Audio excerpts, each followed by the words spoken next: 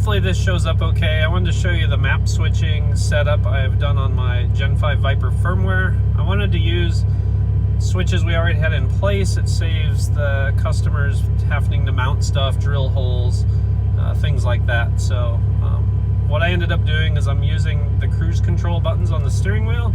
They're a little blurry, but we got on, off, cancel, resume plus, set minus.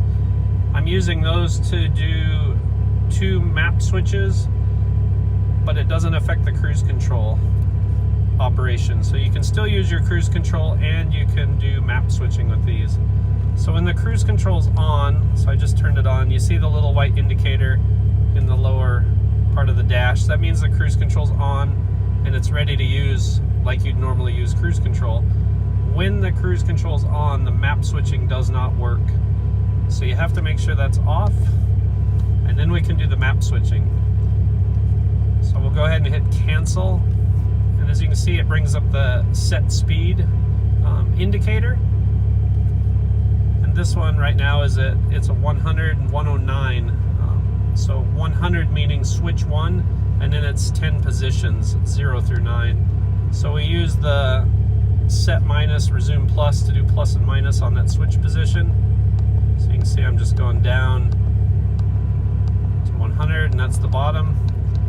And then it goes up to 109. So that's a 10 position switch.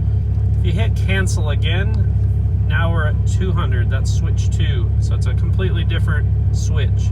And again, you use the same plus minus to move that around. If you hit cancel again, it simply turns the display off. So if you don't want to see it, you just hit cancel again. It doesn't change the switch positions. So if you come back, we're still at 102, 206, and off. So it just gets it out of the way if you don't want to look at it, or if you don't want somebody to maybe think about that it's there. Then you can take those 2 switches in the M1 software and assign them to any of the functions in the M1, say launch control, traction control, boost control, anything in the M1 that uses a multi-position switch, you can assign those 2 switches to those functions. And you don't have to use all 9 positions. You could use 2, you could use 3, doesn't really matter. Obviously you're going to have to remember what you've assigned them to. And yeah, just you can kind of, the only thing I would recommend you don't do is maybe use it for pump and race gas, just because it is fairly easy to adjust it here, and maybe you wouldn't want to have somebody accidentally mess with it, but you could. The other thing is when you use the cruise control, let's say you have the map switch up and it's just showing what map you're on. As soon as you hit to turn the cruise on, it overrides that, puts it in cruise control mode. It does not change the settings for your map settings. So when you go in to use the cruise control, your map settings stay.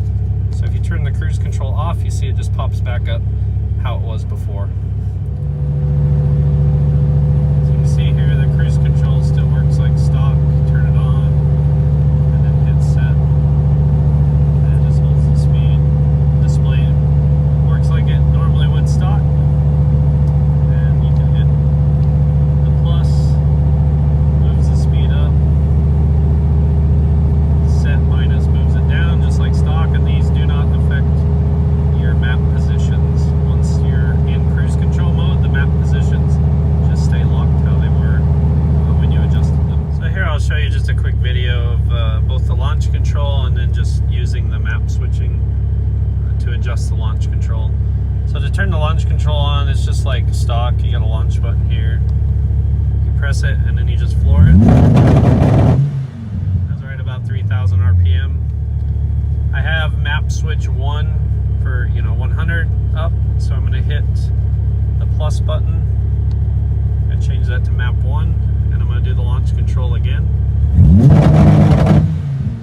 You see it raised up about 500-600 RPM, so you can make as many, up to 10 of those settings and adjust them however you want.